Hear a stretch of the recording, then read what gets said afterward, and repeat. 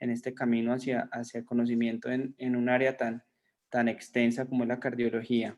El día de hoy quiero traerles un artículo que ha sido publicado en el Journal of American College of Cardiology. Es un artículo que habla acerca de la fibrosis miocárdica como predictor de muerte súbita en pacientes que tienen enfermedad arterial coronaria, y pues vamos a tratar de que en los siguientes 30 minutos pues podamos hablar algo acerca del artículo, y seguramente lo más nutrido será la discusión, entendiendo que habrá, pues obviamente los profes nos orientarán en esta discusión.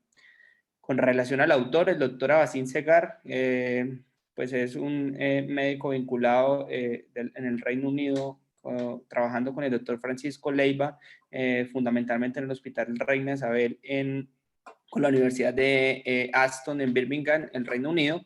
Vemos que su participación desde el punto de vista de la publicación pues ha sido importante. Tiene un H-index de 4. En el último año ha tenido, de hecho en este año ya tiene 4 citaciones con el artículo que vamos a revisar el día de hoy. Entonces, pues definitivamente pues es una de las autoridades en el tema desde el punto de vista del tema que vamos a tratar. Vamos a ver en el journal de publicación, pues desde el punto de vista de la clasificación de acuerdo al H-index, es el segundo journal después de Circulation en cuanto al impacto de H-index.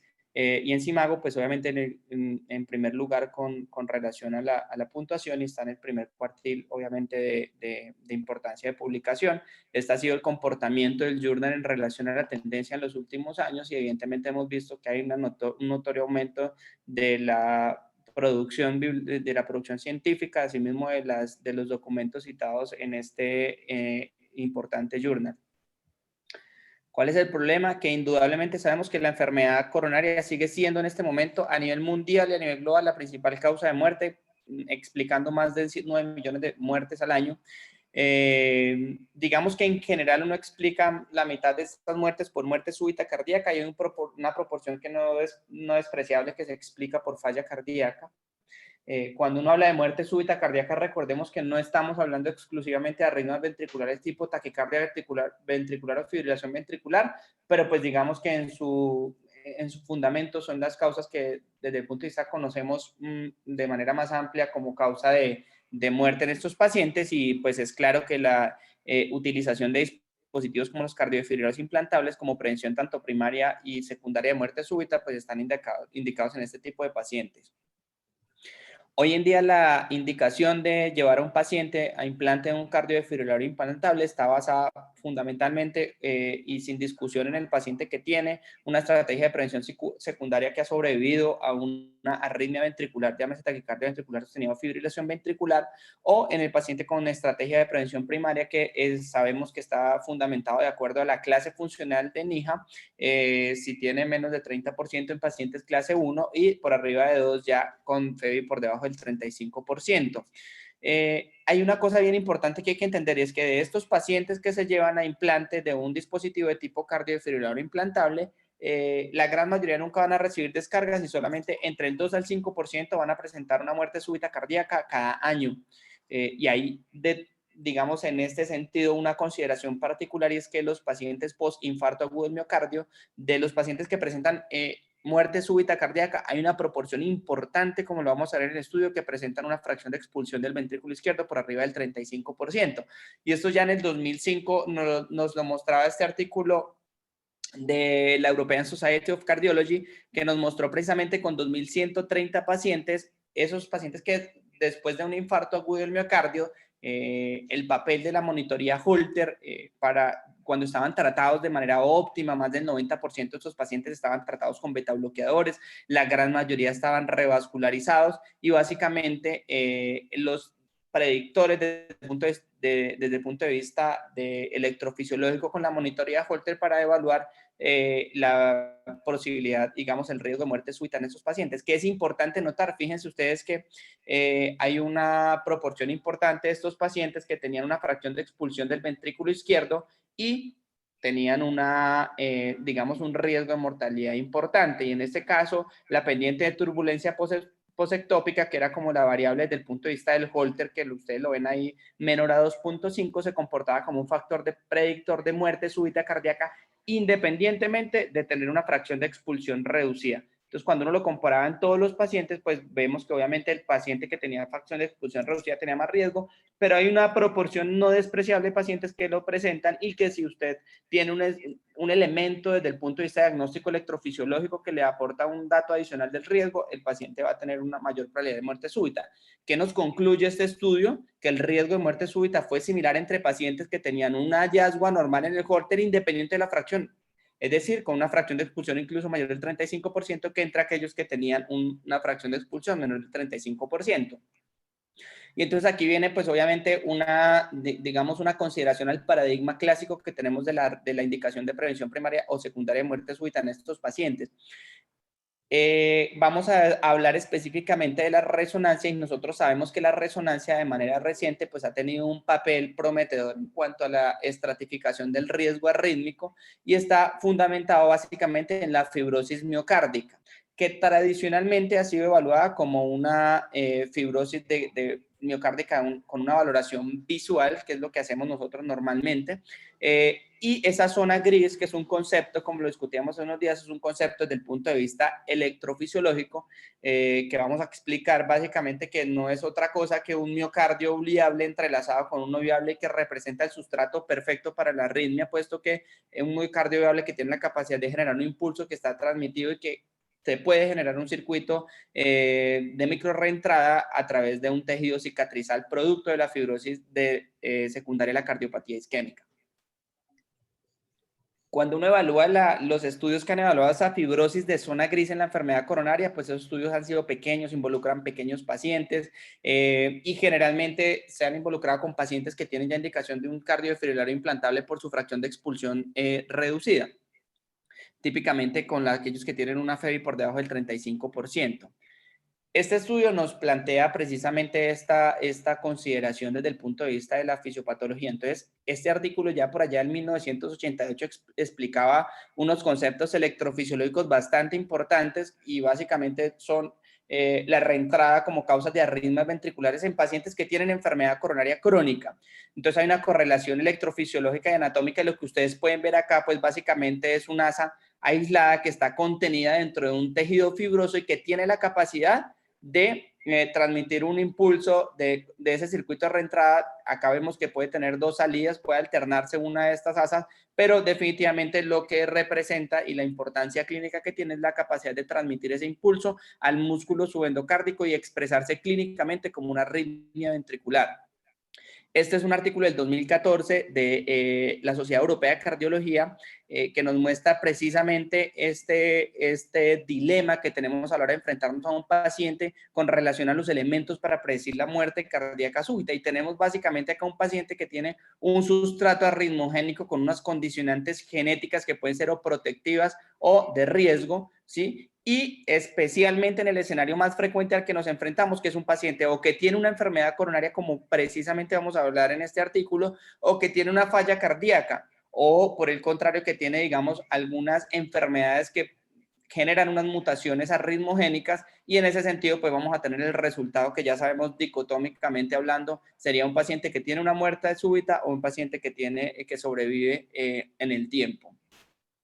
Y cuando uno evalúa la utilidad de la fracción de expulsión del ventrículo izquierdo, fíjense ustedes que tener una fracción de expulsión por debajo del 40% le genera desde el punto de vista de la predicción de una muerte súbita solamente posible y por lo demás unos elementos limitados, incluso con las enfermedades basadas en elementos genéticos, digamos con argumentos desde el punto de vista diagnóstico genético para poder predecir arritmias en estos pacientes. Entonces vemos todavía que el elemento con el que estamos tomando las decisiones sigue siendo un valor numérico que nos deja bastantes dudas con relación a la capacidad de predecir la muerte súbita cardíaca. Este artículo es supremamente interesante, año 2019, publicado en Circulation y nos muestra cuál es la utilidad de cuantificar esa zona perinfarto mediante un estudio de resonancia magnética para predecir resultados en pacientes que tengan enfermedad coronaria. Entonces, esto fue un metaanálisis, una revisión sistemática de un metaanálisis que analizó 20 estudios, 14 cohortes y 6 estudios de corte transversal y lo que mostró era con un total de 1.700 pacientes, con una media de seguimiento de 3.6 años en las cohortes, obviamente, buscando en la relación que tenía esas zonas de cuantificación perinfarto con relación a la mortalidad por todas las causas, con relación a las terapias apropiadas de un cardiodesfibrilador implantable o un estudio electrofisiológico que demostrara una taquicardia ventricular inducible. Esto, como lo digo, básicamente eran pacientes con enfermedad coronaria que eran llevados a una estrategia fundamentalmente de prevención primaria de muerte súbita, y en ese sentido se adicionaba el valor de la resonancia magnética para poder establecer si era un predictor de muerte súbita cardíaca. Cuando uno evaluaba la mortalidad en estos subgrupos, de acuerdo al resultado, lo que ustedes ven ahí es zona perinfarto, que básicamente ese ponderado de la masa, digamos ese valor de 10 gramos era por cada 10 gramos de aumento en esa zona perinfarto, pues había un notorio aumento en la mortalidad en los pacientes en todos los subgrupos de los, digamos, de los diferentes estudios que se habían recogido para el metaanálisis. Cuando evaluamos la capacidad de predecir arritmias inducibles, pues también vemos que tiene un valor cuando esos datos eran metaanalizables, de precisamente cuando era una elevación precisamente más alta por cada gramo de aumento en esa cantidad de zona de miocardio perinfarto comprometido de acuerdo a los hallazgos de la resonancia. ¿Qué nos pudo concluir este estudio? Es algo muy importante. Aquí se hacía evaluación de los gramos, obviamente, en relación a al componente total o al porcentaje de zona infartada que el paciente tenía en zona gris, que recordemos es el sustrato idóneo para la presentación de un evento arrítmico. Por cada 10% de aumento en esa zona perinfarto como porcentaje de la zona total infartada, aumentaba el 28% el riesgo relativo de muerte súbita cardíaca. Y cuando se discriminaban y se ajustaban por edad y fracción de expulsión de ventrículo izquierdo, se comportaba como un predictor independiente de muerte súbita cardíaca. La extensión, digamos que también se comportaba como un predictor de terapias apropiadas de un dispositivo en pacientes que tuvieron un cardiodesfibrilador implantable, y también obviamente se asociaba a una mayor inducción de arritmias ventriculares en un estudio electrofisiológico, y básicamente plantea la teoría de que puede ser un elemento importante a la hora de tomar la decisión cuando se lleve un paciente a implantar un cardiodesfibrilador implantable, ya sea como estrategia primaria o secundaria de muerte súbita. Este estudio, ¿cuál es la metodología? Es un estudio retrospectivo de pacientes, obviamente que es un estudio unicéntrico en el Hospital Reina Isabel del Reino Unido, pacientes entre julio de 2010 y agosto de 2017, se aprobó por el Comité de Ética Local y no requería consentimiento informado por la naturaleza retrospectiva del estudio, y se ajustaba a las declaraciones de Helsinki para la realización del estudio. En general, ¿cómo se considera enfermedad coronaria? Cualquier paciente que haya tenido o un infarto previo o una revascularización, bien sea percutánea o quirúrgica, o tener una angiografía coronaria con una estenosis de más del 70%, más de un vaso, o si era el tronco coronario más del 50%. Y tener, digamos, esto es decir, o tener infarto revascularizado, o tener un dato angiográfico de enfermedad coronaria, o tener fibrosis miocárdica en una resonancia que tuviera una distribución isquémica, es decir, fundamentalmente distribución subendocárdica y transmural, independientemente de la fracción de expulsión del ventrículo izquierdo. ¿Cuáles pacientes eran excluidos? Los que tenían enfermedad congénita, enfermedad cardíaca del adulto que no fuera enfermedad coronaria, bien sea valvulopatía, canalopatía, pacientes que tuvieran un episodio de arritmia ventricular fuera de un contexto de un evento de una enfermedad coronaria, que tuvieran un dispositivo electrónico implantable previos, no se excluían obviamente los dispositivos, los registradores de eventos antes de la resonancia, y que no pudiera tener un seguimiento completo, que era básicamente la imposibilidad para poder corroborar esos datos de la historia clínica con la información de los eventos clínicos. ¿Cómo se hizo la resonancia? Escáneres de 1.5 teslas.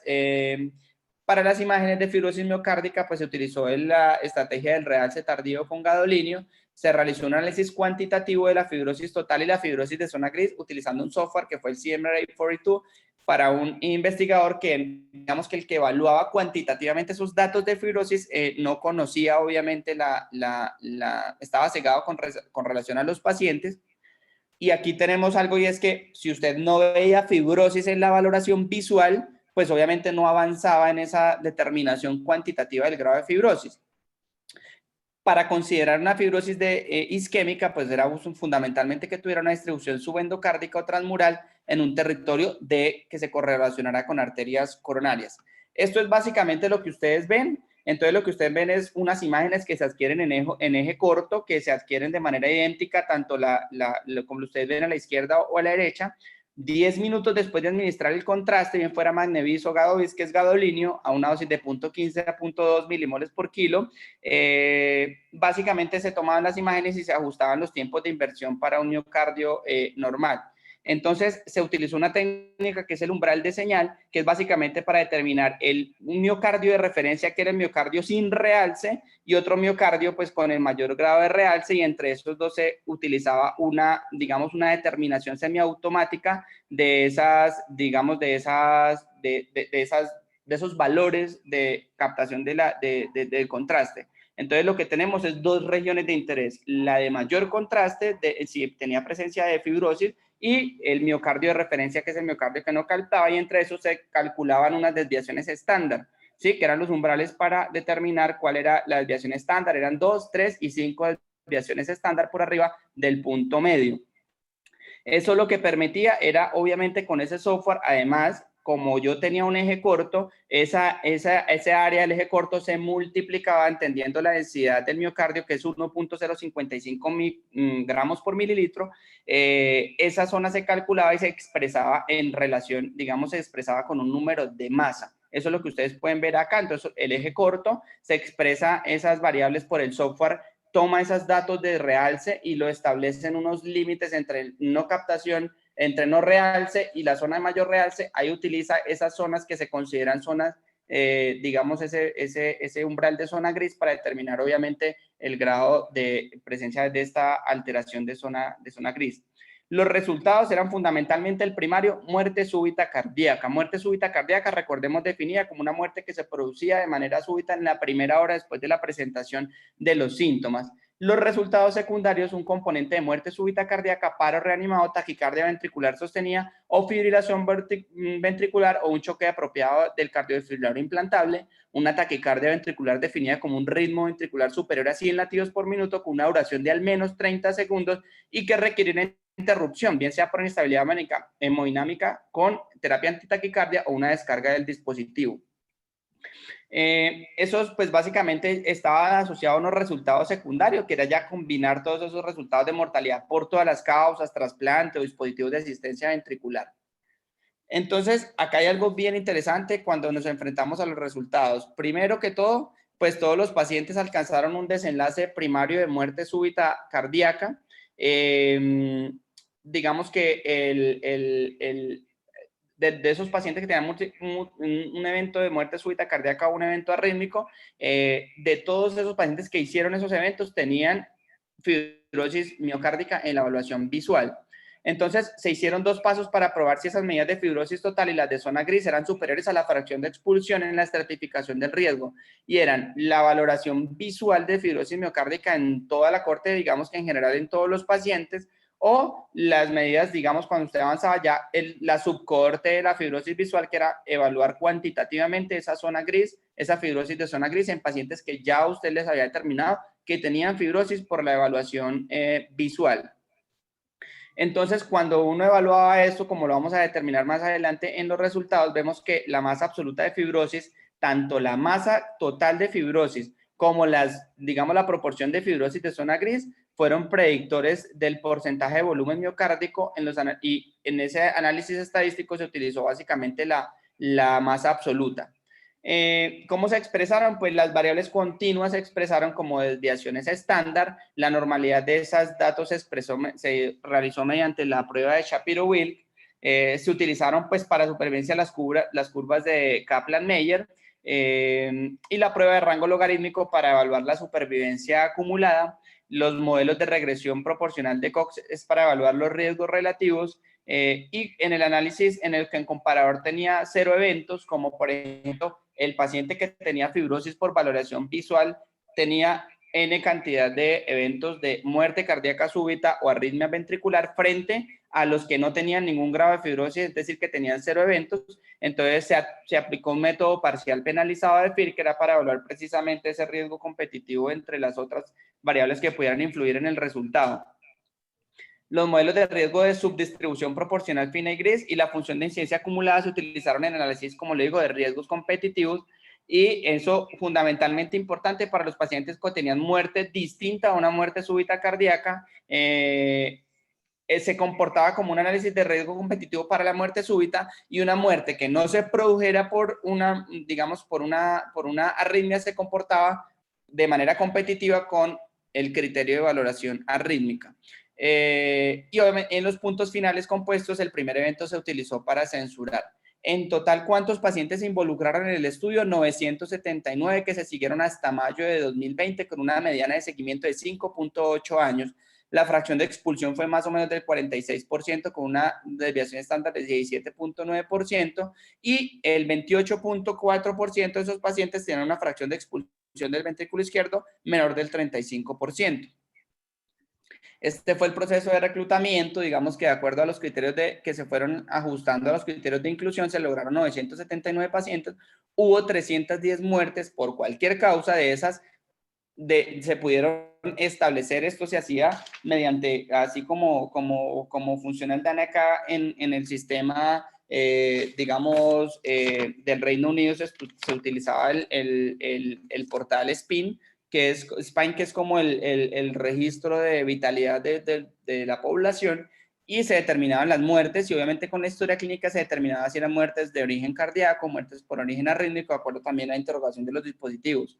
Entonces, de esas 310 muertes, hubo 29 muertes que eran muertes súbitas cardíacas, que cumplían definición de muerte súbita cardíaca, y hubo 80 eventos de muerte súbita cardíaca o eventos de arritmias ventriculares.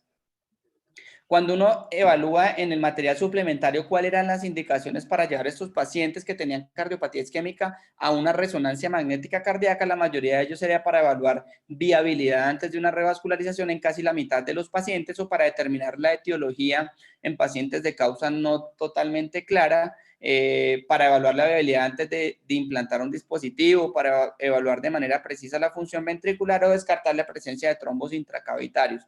La tabla 1 vemos que en general es un grupo homogéneo de todos los pacientes, y en el subgrupo de pacientes que tenían a la variación visual fibrosis miocárdica, pues no hubo unas diferencias sustanciales.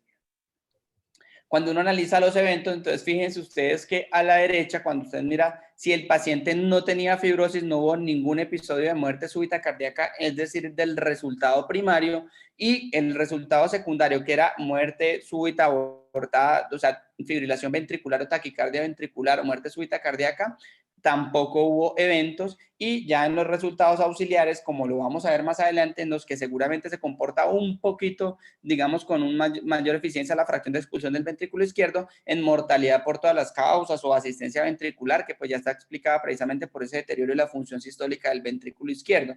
En total, el 31% de esos pacientes fallecieron, solamente el 22% por causas conocidas y el 9.09% de causas desconocidas, que es una proporción no despreciable. En el análisis ROC, el área bajo la curva, entonces el punto que se encontró de mayor discriminación para precisamente ese grado de fibrosis que representara y guardara relación con estos desenlaces, fueron 3 desviaciones estándar por encima del valor medio de la fibrosis de zona gris. Eso se correspondía básicamente con un volumen calculado de 5 gramos. Y cuando uno lo comparaba con la fracción de expulsión del ventrículo izquierdo, pues tenía un mejor rendimiento, digamos, un mejor rendimiento desde el punto de vista de la predicción para tanto muerte súbita cardíaca como eventos de tipo arrítmico. Entonces, cuando uno mira muerte súbita cardíaca, el área bajo la curva era de 0.85 versus el corte tradicional con la fracción de expulsión del ventrículo izquierdo, que el punto de corte era 35%, era solo de 0.68. Cuando uno evalúa el desenlace arrítmico, ese área bajo la curva también fue de 0.85, y para una fracción de expulsión del ventrículo izquierdo solamente de 0.75, con una diferencia estadísticamente significativa. Entonces, ¿qué quiere decir eso? Que una FEBI, cuando uno evaluaba precisamente el corte de esa fracción de expulsión del ventrículo izquierdo, que se comportaba con una predicción similar, se mostró que no era por debajo de 35%, sino que digamos que tener una FEBI por debajo del 50% fue la que se asoció con un índice de Jouden más alto, que es como una variable dicotómica que evalúa precisamente el riesgo, está en relación con la presentación de los eventos índice, con una especificidad del 40% frente a una FEBI menor del 35% que tiene una sensibilidad de solo el 57% frente a 89% y la especificidad era el 70%. Obviamente con seguridad eran pacientes, digamos, es más probable que uno deje pacientes por fuera en relación a la presentación de eventos arrítmicos y toma un punto de corte de la fracción de expulsión del ventrículo izquierdo más bajo. Cuando uno evalúa el subgrupo de los pacientes que tenían fibrosis miocárdica por valoración visual, digamos que ningún paciente que no de los pacientes que ninguno de los pacientes que no tenía fibrosis miocárdica tuvo una variable tanto de muerte súbita cardíaca como de variable arrítmica. Y esa, digamos, esa consideración, cuando uno comparaba la valoración visual de la fibrosis miocárdica, se asoció a muerte súbita cardíaca y a un desenlace arrítmico con unos HRs para muerte súbita cardíaca de 10 y para desenlace arrítmico de 28, con unas P estadísticamente significativo. Como ustedes lo pueden ver acá, el hecho de no tener fibrosis en el, digamos, en el seguimiento hasta un evento, pues era consistentemente distinto con relación a los pacientes que tenían fibrosis a la valoración visual. Cuando uno evalúa ya, pasando de esa valoración visual a la evaluación cuantitativa a través del software, pues nosotros mostramos que esas 3 desviaciones estándar que se correspondían con más de 5 gramos de fibrosis en zona gris se asociaban con muerte súbita cardíaca con un hazard ratio de 13.7 y un hazard ratio para evento secundario arrítmico de 9.36. Cuando usted comparaba eso con la fracción de expulsión del ventrículo izquierdo, la asociación fue más débil y tenía un hazard ratio de 2.99 para muerte súbita cardíaca y para desenlace arrítmico de 4.71, es decir, estamos hablando más o menos de la mitad del rendimiento con relación a la predicción de la muerte súbita cardíaca y los eventos arrítmicos. Cuando usted compara fracción de expulsión con esas 3 desviaciones estándar de fibrosis de zona gris en la corte total, pues vemos que indudablemente tener más de 5 gramos, es decir, superar esos 3 desviaciones estándar, se comporta desde el punto de vista de la incidencia acumulativa de manera estadísticamente significativa distinta a tener una fibrosis por debajo de las 3 desviaciones estándar. Y cuando uno lo compara con mayor de 35% o menor de 35%, fíjense que esa brecha del azul al rojo en este sentido, por lo menos de la incidencia acumulativa de los eventos, tanto de muerte súbita cardíaca como de eventos arrítmico, no, digamos, no disminuye de manera considerable y eso quiere decir que hay una proporción no despreciable de pacientes que tienen una fracción de expulsión más del 35% que tienen eventos tanto de muerte súbita cardíaca como de arritmias ventriculares. Y cuando uno compara esa subcohorte de las 3 desviaciones estándar, precisamente con pasando obviamente solamente de la valoración visual con relación a los datos de fracción de expulsión del ventrículo izquierdo, pues tenemos hallazgos muy similares en relación a la capacidad de predecir muerte súbita cardíaca y arritmias ventriculares.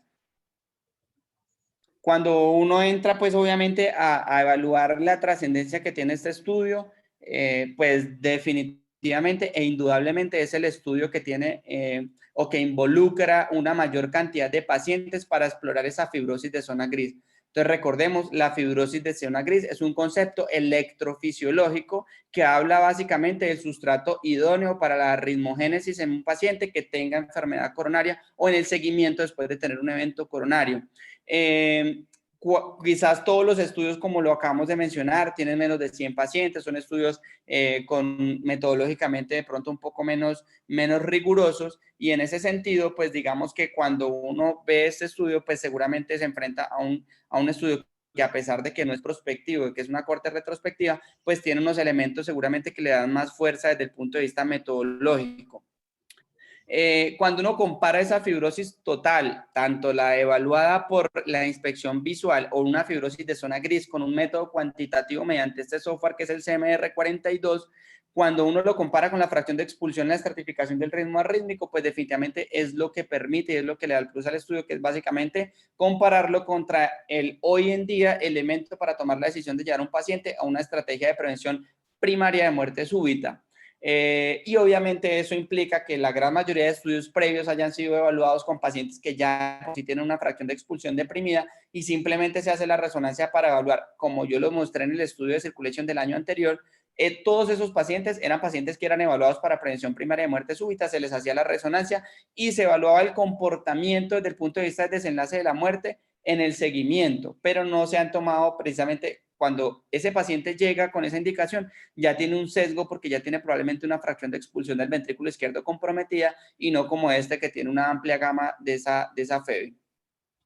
¿Cuáles son las limitaciones? Pues evidentemente la naturaleza retrospectiva del estudio impone unas limitaciones que hacen que los resultados tengan que evaluarse con bastante precaución. Los resultados, pues, obviamente, por el centro en el que se encuentran con este grupo de pacientes, probablemente está condicionado por un sesgo en la selección de estos pacientes. Digamos que en esos pacientes había una minoría, uno los llevaba simplemente por la enfermedad coronaria y recuerden que la exclusión era tener un dispositivo antes de, puede que en el seguimiento de esos pacientes tuvieran indicación y se les implantara un cardiodefibrilador implantable, pero digamos que en principio pues no eran un volumen robusto de paciente, entonces no hay un grupo de control para yo decir, bueno, con la resonancia yo sí puedo saber que hubo un beneficio cuando yo le llevé un paciente a una implantación de un dispositivo y todo también responde en gran parte a la naturaleza retrospectiva del estudio. Los métodos para calcular la fibrosis de zona gris, pues obviamente esto no está estandarizado. Es interesante cuando uno revisa, por ejemplo, el estudio del año pasado de Circulation que miraba básicamente los métodos, pues son métodos muy variables. Hay algunos que estudian un software diferente, los puntos de corte son diferentes, hay unos que no hacen 10 cortes, hacen más cortes. O sea, en general no hay un método homogéneo y tal vez, pues como discutía un poco con el doctor hace unos días, la fibrosis de zona gris lo que permite en principio es que yo lo que normalmente y sistemáticamente hago con una resonancia de evaluar si tiene o no tiene realce, si tiene una distribución isquémica o no isquémica, ¿sí? Tratar de darle un valor numérico y hacer cuantificable ese dato, pues precisamente es un reto a la hora de hacer extrapolables, precisamente porque los instrumentos de aplicación para cuantificar esa fibrosis seguramente van a ser distintos. Hay otra cosa importante, es que de esos pacientes que tuvieron muertes, digamos que hubo una proporción importante de esos pacientes que tenían una muerte por causa desconocida y que probablemente haya podido impactar los resultados. Y como lo mostré también en el estudio de la Sociedad Europea de Cardiología, vemos que uno compara la resonancia en este caso con la fracción de expulsión del ventrículo izquierdo, pero sabemos que hay otros elementos, básicamente de fenotipos, de genotipos, que nos llevan precisamente a contemplar el implante de un dispositivo como prevención primaria de muerte súbita, y obviamente no estamos comparándolo con esos dispositivos, con esos elementos, pues, de juicio a la hora de predecir la muerte súbita. Entonces, en este sentido, básicamente tener esta fibrosis miocárdica, como puedo concluir, es decir, ¿qué puedo concluir de manera grande con el estudio? Que tener fibrosis miocárdicas con la valoración visual se asocia fuertemente con muerte súbita cardíaca o con eventos de arritmias ventriculares. Otro dato supremamente importante, todos los pacientes que presentaron o arritmias ventriculares o muerte súbita cardíaca tenían un grado variable de fibrosis. Cuando yo avanzaba en evaluar esa fibrosis por consideración visual a un parámetro cuantitativo, el valor que más se acercó desde el punto de vista de la predicción de la muerte súbita y la arritmia ventricular fueron las 3 desviaciones estándar que se utilizaron como referencia en el software y que equivalían con un volumen miocárdico de 5 gramos. Y el punto óptimo, cuando uno llevaba precisamente esos datos para compararlos con el punto de la fracción de expulsión del ventrículo izquierdo que discriminara esa predicción de riesgo, probablemente lo que encontró el estudio es que ese punto de corte fue más alto. Quiere decir que los pacientes por arriba del 50% es poco probable que tengan o un evento de muerte súbita cardíaca o una arritmia ventricular, bien sea taquicardia ventricular o fibrilación ventricular. Entonces, esto pues también va un poquito como orientado hacia, tal vez hacia replantear un poco el paradigma que tenemos de la prevención primaria, especialmente de la muerte súbita cardíaca en paciente con enfermedad con sustrato isquémico, con enfermedad coronaria. Esta es la ilustración central del artículo del Jack, que es bien interesante. Lo que muestra es básicamente que mi primer método es hacer una resonancia, evaluar 10 minutos después el realce tardío con el gadolinio y va a hacer la valoración visual. Si yo tengo fibrosis presente en esa valoración visual, evalúo de manera cuantitativa el grado de fibrosis. Cuando yo tengo ese paciente y lo evalúo con esos grados de fibrosis, miremos cómo se comportan esos pacientes con relación a la fibrosis. Fíjense que aquí tenemos estratificados los dos elementos para predecirlo: la fracción de expulsión del ventrículo izquierdo y la valoración tanto visual como cuantitativa de la fibrosis miocárdica. Tener una fracción de más del 35% la hace bajo riesgo, pero no disminuye considerablemente el riesgo de muerte súbita. Mire que de estos pacientes, 28 eventos se presentaron. Llevado a proporción, que es una cosa supremamente interesante, de todas las muertes súbitas cardíacas que se presentaron digamos, en este análisis retrospectivo, el 49% de esos pacientes se dan una fracción de expulsión por arriba del 35%. Cuando uno evalúa la valoración visual o la evaluación cuantitativa de fibrosis de zona gris, vemos que si usted no tiene fibrosis ni en la valoración visual, que sería como el tamizaje para avanzar hacia cuantificarla, esos pacientes no van a presentar eventos de tipo cardiovascular, bien sea muerte cardíaca súbita o arritmias ventriculares. Y cuando tiene a la valoración visual, vemos que la desviación estándar por arriba de 3 se considera un alto riesgo, y fue donde estuvo el mayor número de pacientes, que de los 80, 76 pacientes tenían más de 3 desviaciones estándar de fibrosis de zona gris. Ese es el comportamiento del rendimiento del área bajo la curva de la fibrosis de zona gris comparado con la fracción de expulsión del ventrículo izquierdo. Esta es una representación de todos los pacientes en relación a la presencia o no de fibrosis a la valoración visual, y en la presencia o no desde el punto de vista cuantitativo de más de 3 desviaciones de fibrosis de zona gris, de acuerdo a las desviaciones estándar que ya hemos mencionado, digamos que establecidas por ese software. ¿Qué podemos concluir de este estudio?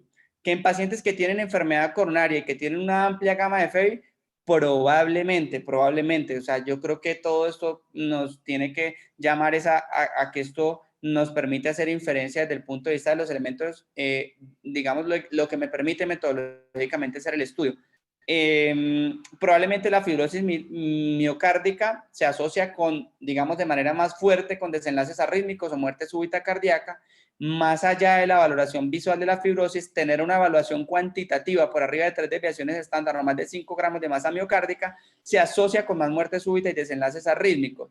Entonces, en este sentido, se propone, y eso es un estudio que seguramente va a dar bastante y va a generar mucha discusión. De hecho, cuando uno revisa el H-index del autor y las citaciones, en solo este año, lo que ha corrido el año, ya tiene 4 citaciones y tiene una editorial del doctor Valentín Fuster que precisamente trata como de contextualizar la relevancia de los hallazgos, y se propone que eventualmente la estratificación del riesgo arrítmico en vista de lo que nosotros hemos visto y el documento, por ejemplo, de la Sociedad Europea, que plantea esos inconvenientes en que no tenemos elementos suficientes desde el punto de vista fenotípico, genotípico, electrocardiográfico, pues probablemente para llevarlo, involucrar la resonancia precisamente en esa toma de decisiones va a ser importante.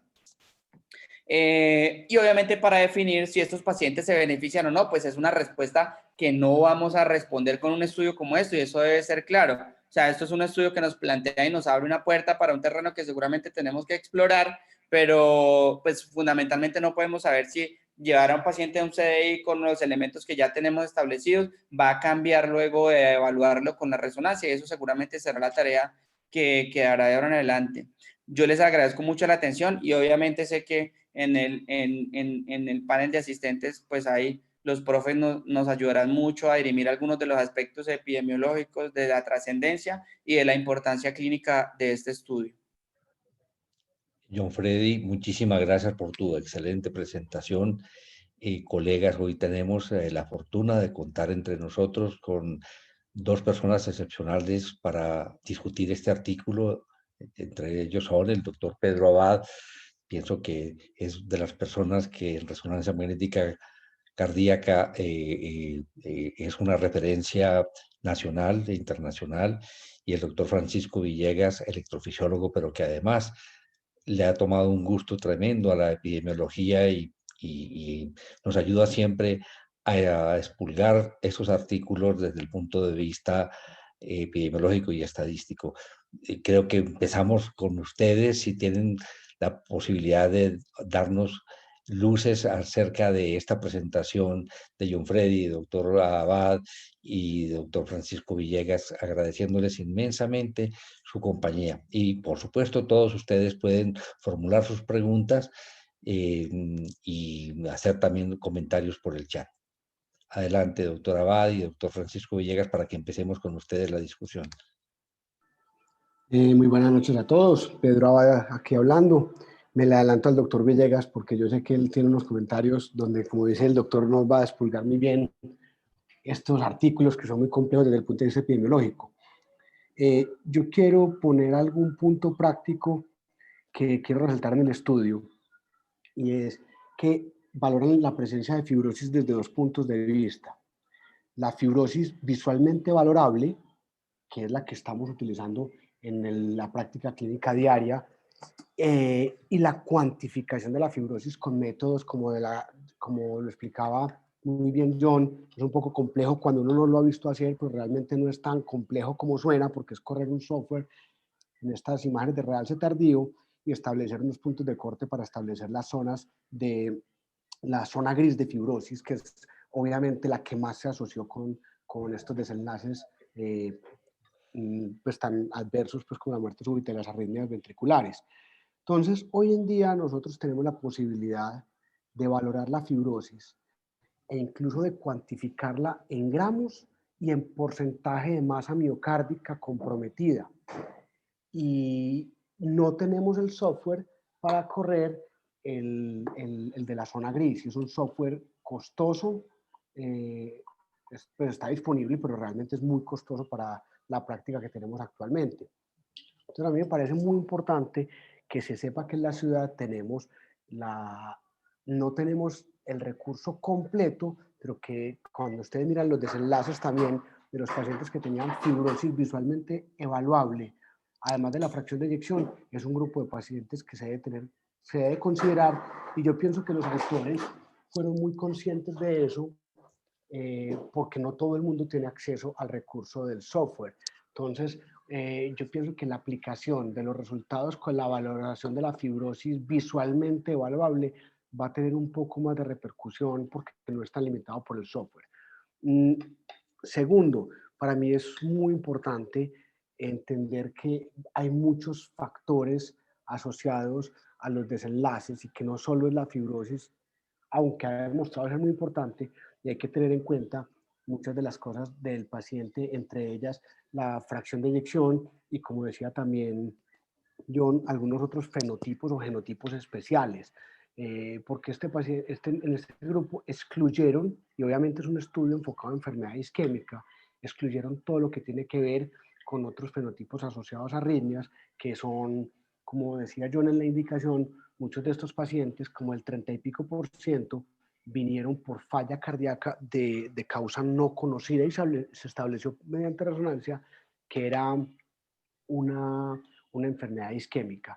Y el último punto, que siempre lo resalto yo mucho, es que miren que incluso en los que visualmente no se logró establecer fibrosis, ni siquiera se les corrió el software. Así que también hay que hacer énfasis en el valor predictivo negativo de los pacientes que tuvieron algún grado clínico o una sintomatología isquémica y quedaron sin fibrosis. Esos pacientes tienen unos desenlaces mucho mejores. Ahorita si hay alguna otra pregunta en la discusión específica de resonancia, con mucho gusto aquí seguiré. Dejemos que el doctor Villegas nos cuente más del punto de vista epidemiológico. Muchas gracias. Perfecto, Pedro. Muchísimas gracias. El doctor Juan Pablo tiene tal vez, pidió la palabra antes del doctor Villegas. Adelante, Juan, que quiere seguramente ampliar las observaciones del doctor Abad. ¿Me escuchan ahí? Sí, señor. Adelante, Juan. Sí, profe. Buenas noches a todos. Quería pues complementar la parte de la resonancia un poco de lo que ha hablado Pedro antes de entrar a la parte profunda y dura de la epidemiología del doctor Villegas. La escala miocárdica está de moda.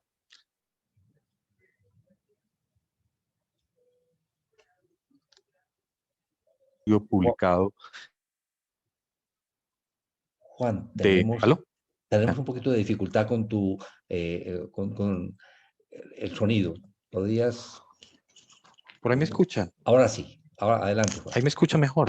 Sí, señor, mucho mejor. Entonces, como les mencionaba, está de moda. Hace 2 días salió en Circulation un estudio publicado en pacientes no isquémicos para determinar también predicción sobre fracción de eyección y escara para eventos arrítmicos. Inclusive este estudio es muy interesante porque es un estudio prospectivo y es muy similar. La presencia de escara es el mayor determinante de eventos arrítmicos, como lo muestra este estudio, no solo en pacientes isquémicos, sino este otro que les mencioné en Circulation en pacientes no isquémicos. También hace menos de un mes sale otra publicación acerca de fibrosis en pacientes con miocardiopatía hipertrófica.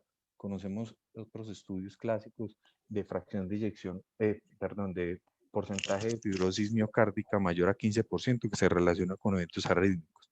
Este nuevo estudio, solo con más del 5% de fibrosis de la masa miocárdica, se relacionó con eventos arrítmicos. Las nuevas guías de miocardiopatía hipertrófica, las que salieron, si no estoy mal, en diciembre o enero de este año, las guías americanas ya incluyen dentro de la evaluación de miocardiopatía hipertrófica la presencia de fibrosis de cara a evaluar riesgo de eventos arrítmicos y determinar la presencia de su elevado. Entonces, como le digo, la escara miocárdica hablada por resonancia está de moda, no solo en el contexto isquémico, sino en no isquémico y en otras índoles. Y está en todas las índoles, en todos estos estudios se correlaciona claramente por encima de la fracción de eyección con eventos arrítmicos. La otra pregunta que debemos determinar entonces es, con todos estos estudios, ¿deberíamos de hacer más resonancia magnética antes de poner desfibriladores como prevención primaria? Para mí me queda claro que sí en todos los casos. Lo otro que me parece interesante de este estudio es que en este estudio la primera indicación de resonancia fue viabilidad. Y es algo en lo cual en nuestro medio tal vez se le ha dado muy duro después del estudio STIS, pero por ejemplo en Europa, inclusive en Estados Unidos, todavía sigue pidiendo mucha resonancia cardíaca para determinar viabilidad antes de hacer procedimientos de revascularización percutánea o quirúrgica. Nosotros nos debemos de plantar en algunos pacientes, pues puede que no en todos necesitemos determinar viabilidad, pero pacientes, por ejemplo, que van a ser llevados a revascularización quirúrgica y tienen una DA que lo más probable por electro, por clínica y por todo, y por ecocardiografía no es viable, deberíamos de hacer una resonancia y determinar que si solo vamos a dilatar una circunfleja y una derecha, ¿no será mejor determinar viabilidad antes de operar un paciente y someterlo a un riesgo quirúrgico? Muchos planteamientos que nos deja este estudio, que no solo es lo de los eventos, arrítmicos por la escara, sino estas otras indicaciones que tenemos de la resonancia y que tal vez en nuestro medio no estamos utilizando como tal. Otra cosa a resaltar, como lo dice Pedro y como lo dice claramente el estudio, es que la presencia de escara solo visual es un determinante de eventos arrítmicos. Lamentablemente nosotros tampoco contamos con el software por lo costoso que es. Podría ayudarnos en algunos pacientes a determinar esa zona gris. Hay otros, fuera de este software, hay otros grupos que han desarrollado diferentes software para determinar esas zonas gris y se correlaciona muy bien con los mapas electroanatómicos que hacen los electrofisiólogos. Esos son mis comentarios acerca del estudio, acerca del tema de la escara en la resonancia cardíaca. Muchísimas gracias, muy pertinentes todas tus observaciones. Doctor Francisco Villegas, tiene la palabra. Muchas gracias, profe. Pues primero, muchas gracias por acompañarnos esta noche. Buenas noches a todos. Felicitaciones a John pues, por la revisión. Yo voy a tratar de plantear pues como 3 aspectos con respecto a la temática abordada hoy. Primero, lo que dice Juan Pablo de que la escara está de moda, pues la escara está de moda desde que en 1974 Josephson y Horowitz describieron que el mapeo de las cicatrices por estudio electrofisiológico intracardíaco durante la cirugía y que la resección de esas escaras curaba o disminuía en gran proporción la probabilidad de desarrollar taquicardia ventricular. Para nosotros los electrofisiólogos desde eso está de moda. O sea, no es una cosa nueva.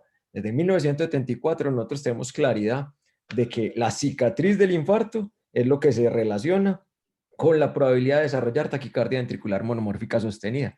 llevamos luchando pues más de 3 décadas, 5 ya van a ser con eso. Entonces, obviamente, el cúmulo de cosas que hemos podido aprender son muy grandes.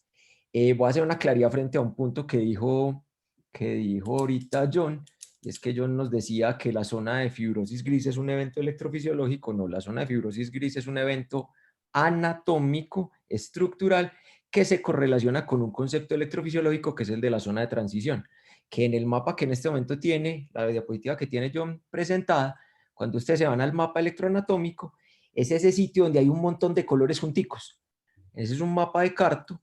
La zona donde está el morado es el tejido que es normal. La zona que está roja y gris es lo que se llama una cicatriz densa, que eso se relaciona con unos voltajes menores a 0.5 milivoltios. Y lo que hay entre ese color rojo y ese color morado, ese montón de colorcitos, eso se llama la zona de transición, que es lo que tenemos usualmente entre 0.5 y 1.5. Y eso es importantísimo para nosotros porque ese miocardio viable que está metido entre zonas de cicatriz densa es lo que permite la formación de canales, de circuitos con zonas de conducción lenta y bloqueo y unidireccional que permiten que se establezcan los circuitos de reentrada y se da la taquicardia ventricular. ¿Listo? Entonces, esa correlación entre un fenómeno anatómico, que es la zona de fibrosis gris media por resonancia, se equivale a un concepto electrofisiológico medido por mapa electroanatómico de voltaje, que es la zona de transición y los canales. ¿Listo? Muy bien. Dicho esto, vamos a hacer dos comentarios frente al estudio. El primero es desde el punto de vista estadístico. Este estudio desde el punto de vista estadístico es muy bonito. Estadístico, no metodológico. Estadístico es muy bonito, deberían tener un bioestadístico el berriondo trabajando con ellos, porque utilizaron pruebas que son muy, muy interesantes. Para recordar ahorita, dijimos que se había utilizado el modelo de fino y gris. No es el modelo de fino y gris porque no es la traducción a fino y gris al español de Finn y Gray, sino que Finn y Gray son dos doctores. El doctor Jason Fine, que era un bioestadístico de la Universidad de North Carolina, y un doctor muy importante, que es el doctor Robert Gray, que fue profesor y de jefe del Departamento de Estadística de la Universidad de Harvard. Y ellos en 1999 desarrollaron un método para complementar al modelo de regresión de Cox de riesgos proporcionales, porque el modelo de regresión de Cox de riesgos proporcionales no es capaz de tener en cuenta el riesgo competitivo. Y en algunas cosas, sobre todo cuando yo evalúo mortalidad específica o ciertos desenlaces, tener el riesgo competitivo es muy importante. ¿Por qué? Porque resulta que yo quiero saber si la gente se murió súbitamente en este estudio, pero el que se muera de otra cosa no se puede morir súbitamente. Entonces yo tengo que tener en cuenta eso. Entonces eso es lo que se refiere el modelo de Finn y Gray, teniendo en cuenta a los doctores Robert Gray y Jason Fine, pues, que son los que escribieron el modelo. Muy bonito. En la aplicación de la corrección de Firth, que Dave Firth también fue un epidemiólogo que por allá en el 89 publicó un método para tratar de valorar una cosa que se presenta, que es el sesgo que se da en el modelo de regresión de Cox, que es un sesgo que se llama el sesgo asintótico. Recuerden que en una función matemática, una línea que es asintótica es aquella que tiende infinitamente a acercarse al cero. Nunca llega, pero tiende infinitamente a acercarse al cero. Y entonces en un modelo de regresión múltiple como el modelo de Cox, tiende a haber un problema. ¿Y es cuál? A ver, se los trato de explicar. Desde el punto de vista matemático, el modelo que nosotros utilizamos para valorar o para utilizar en el Cox es un modelo que se llama el de máxima verosimilitud parcial. El modelo de máxima verosimilitud parcial tiene un problema y es que tiende a ir a infinito en los coeficientes que él calcula cuando existen situaciones de verosimilitud monótona. Y acuerden que una función monótona en matemáticas es aquella que sigue un orden determinado. Ella no cambia súbitamente, sino que tiene un orden predecible. Eso es una función monótona. ¿Cuál es el problema? Que en el modelo de regresión de Cox, esa verosimilitud parcial tiende a tener un estimado que es infinito, pero por el contrario, el error estándar y los parámetros que estimamos tienden a converger hacia un valor que es finito. Entonces eso hace que no sea interpretable el modelo, y eso desde el punto de vista estadístico genera un pereque muy grande. Y como les digo, Dave Firth publicó la solución matemática para hacer eso, que entonces ya se llama el método de corrección de sesgo de Firth, que es lo que se utiliza cuando algún evento hace que se presente ese fenómeno. Por ejemplo, que yo no tenga desenlaces, que yo tenga un numerador de cero. Cuando eso me pasa, eso hace que en el modelo de regresión de Cox la verosimilitud parcial, la máxima verosimilitud parcial tiende a infinito y la estimación del error estándar tienda a ser finita. Entonces no hay manera de comparar. Eso simplemente pues, desde el punto estadístico, para que quedemos claros, es un estudio muy bonito, muy bien hecho. Metodológicamente sí tiene varias cuestiones. Es que recordemos que estadística y metodología epidemiológica son dos cosas distintas. Entonces, ¿qué podemos decir de él? Primero, y John lo dijo muy bien, tenemos una población altamente seleccionada, pecando de un sesgo en particular, que es el sesgo de referencia. ¿Cierto? El sesgo de referencia es uno de los sesgos de selección. Recordemos que los sesgos básicamente los que vamos a clasificar en sesgos de selección y sesgos de información. El sesgo de referencia es un sesgo de selección y es muy importante aquí. ¿Por qué? Porque aquí no estaba todo el mundo. Esto no representa a la población general y esto no lo podemos aplicar a todo el mundo. Esto es gente que iba a un centro altamente especializado a que le hicieran una resonancia magnética nuclear por unas condiciones muy particulares. Entonces viene el primer problema que nos va a cuestionar la validez externa del estudio, ¿cierto? Segundo,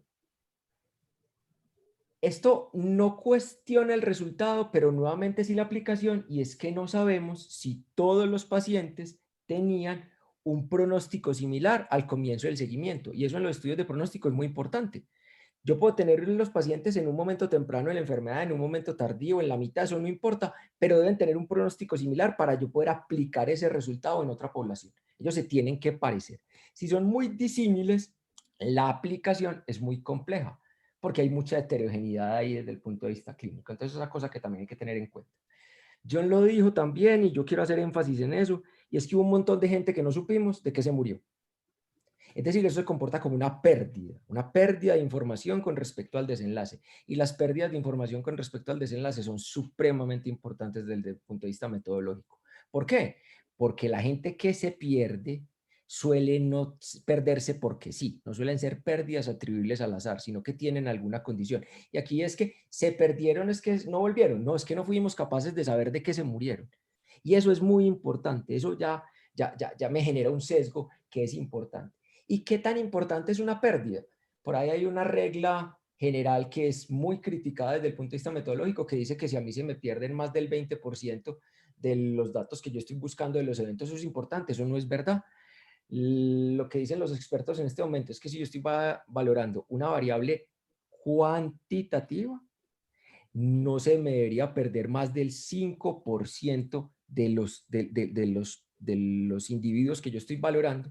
Y si estoy valorando una variable dicotómica, como en este caso, morirme o no morirme, ¿cierto?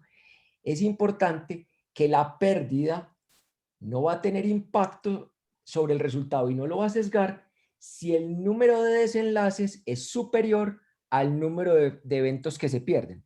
Y en este caso no fue así. En este caso tuvimos 89 pacientes que no supimos de qué se murieron y 29 pacientes que se murieron súbitamente. La pérdida es muy superior al número de desenlaces. Por lo tanto, eso sí influye y va a sesgar claramente el resultado de este estudio. Entonces, es un problema metodológico que es muy importante y que lo tenemos que tener en cuenta cuando vamos a aplicar los resultados del estudio en nuestra práctica, ¿cierto? La otra cosa que me parece a mí que es importante es cómo se estableció la muerte. Porque nosotros sabemos hace mucho tiempo, desde un estudio que es muy importante en muerte súbita, que es el estudio de muerte súbita de Oregon, que la gran mayoría de las veces en que nosotros definimos que la gente se murió súbitamente, basado en los registros de los certificados de defunción, se magnifica el porcentaje de gente que se murió súbitamente. Por eso es que la gran mayoría de los registros que son basados en eso, dicen que más o menos el 15% de las personas que están en esos registros se mueren súbitamente, en cambio de muerte súbita cardíaca, en cambio en el registro de muerte súbita de Oregon solamente fue el 5.6% de las personas. Entonces eso en muerte súbita es muy importante. Eso está dado por el carácter retrospectivo de este estudio. Por eso es que esto plantea preguntas muy bonitas, pero vamos a tener que lo hagan hacia adelante con un poquito más de rigor frente a la metodología. Esto no podemos salir a aplicarlo así pues corriendo ahorita. Y hay una cosa que es muy importante y que me da mucho susto a mí con este estudio, y es que se plantea, se deja así como en entredicho, que la gente que no tuvo fibrosis no hizo eventos. Por lo tanto, que son pacientes que son de muy bajo riesgo. Y esa es una cosa muy complicada de definir. El no tener eventos es muy complicado. Y yo los voy a invitar a que se lean un artículo muy viejito, por allá publicado en 1983, que nos lo hacen leer a nosotros en la maestría de epidemiología, que está publicado en JAMA, que es un artículo que se llama "Si nada sale mal, entonces todo está bien". Y es un artículo que explica los peligros de cuando en mi numerador yo tengo 0. Que a mí no me ocurra ningún estudio no significa que mi riesgo es 0, no me significa que mi riesgo es más bajito, ni siquiera significa que es menor que el del otro, porque eso es un problema de cuál es mi probabilidad por azar de que en una determinada cohorte no se haya presentado mi riesgo.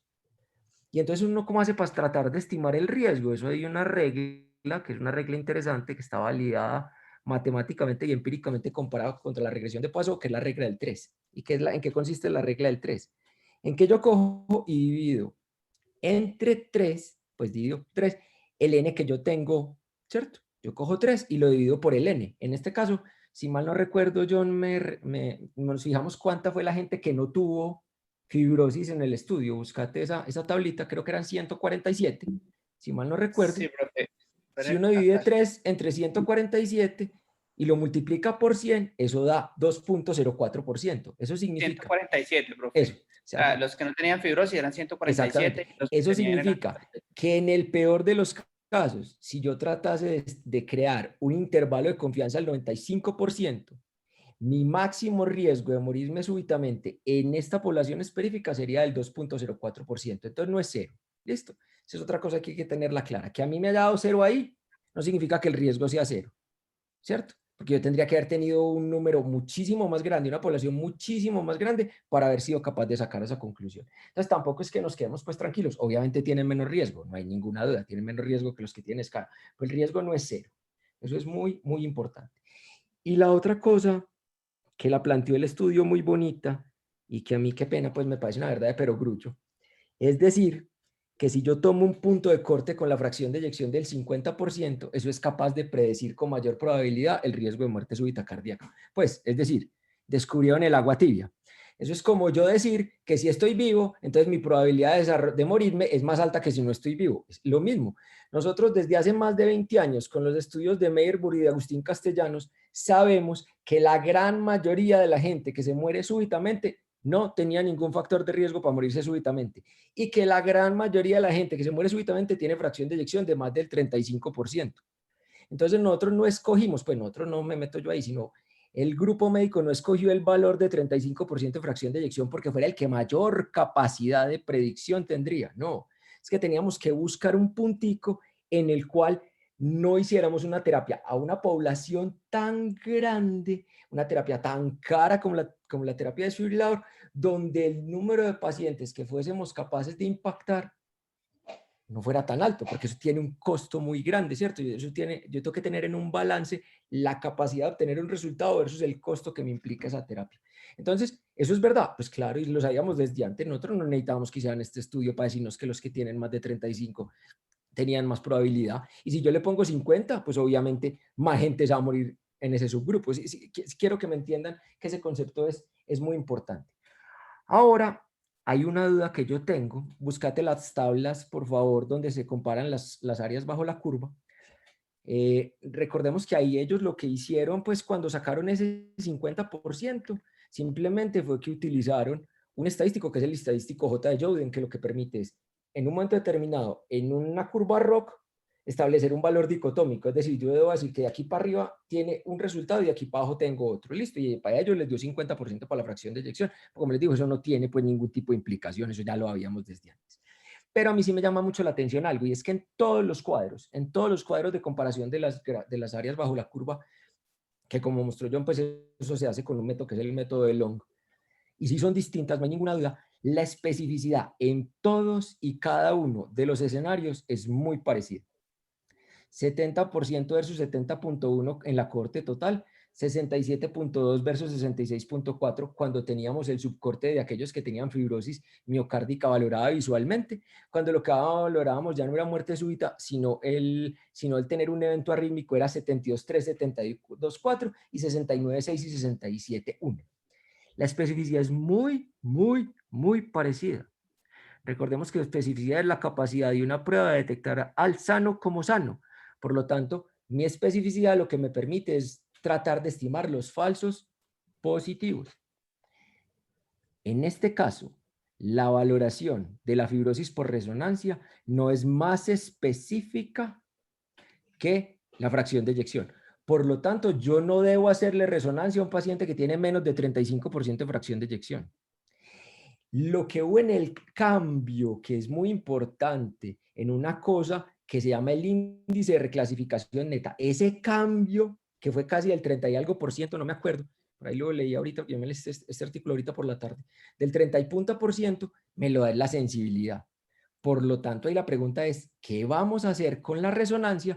Porque en los pacientes de más de 35% de fracción de eyección, probablemente sí es muy importante hacer este examen. Porque ahí es donde va a ser capaz de decirme cuáles pacientes, teniendo más de 35 fracción de eyección, van a necesitar un cardiodesfibrilador. Pero no hay que hacerle una resonancia al que ya tiene menos de 35% de fracción de eyección para definir el cardiodesfibrilador. Ese ya lo necesita. La especificidad no cambió. El único escenario posible en el que yo lo vería sería en el paciente en el cual yo, por guías, debo esperar un periodo de tiempo antes de ponerle el desfibrilador, ¿cierto? 40 días si estoy posinfarto no revascularizado, 12 semanas si estoy posinfarto revascularizado o 12 semanas si simplemente le estoy dando tratamiento médico. Ahí de pronto hacerle la resonancia y encontrar muchas zonas de realce, ¿cierto? Muchas zonas de fibrosis y me diría, uy, qué miedo, de pronto me muere antes de, pero tampoco pues es suficiente. Pero yo quiero que eso quede claro ahí también, porque las especificidades fueron muy parecidas en todos los desenlaces que valoramos. La sensibilidad sí es bastante mejor la de la resonancia que la de la fracción de eyección. Doctor Villegas, muchísimas gracias por todas sus observaciones. Queda abierta la discusión. Si alguien tiene preguntas, algún comentario, alguna pregunta para el doctor John Freddy o para el doctor Flores, el doctor Abad o el doctor Francisco Villegas.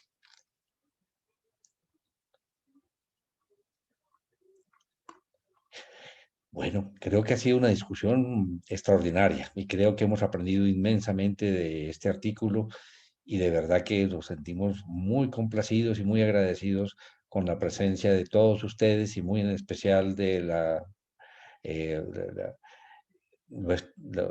especialidad de Pedro de habernos acompañado y lo mismo el doctor Villegas de estar esta noche con nosotros, por supuesto también el doctor Juan Pablo Flores.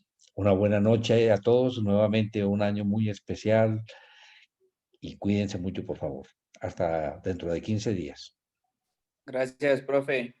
Muchas gracias de verdad a todos los que asistieron y quiero agradecer de verdad especialmente al profe Abad, al profe Villegas, al profe Juan Pablo, pues porque estuvieron muy prestos a asesorarme en la presentación del trabajo. Me parece que pues esto definitivamente nos retroalimenta y nos permite ir abriendo un poquito más la mente con relación a los conceptos que tenemos hoy en día. Muchas gracias a todos por la asistencia.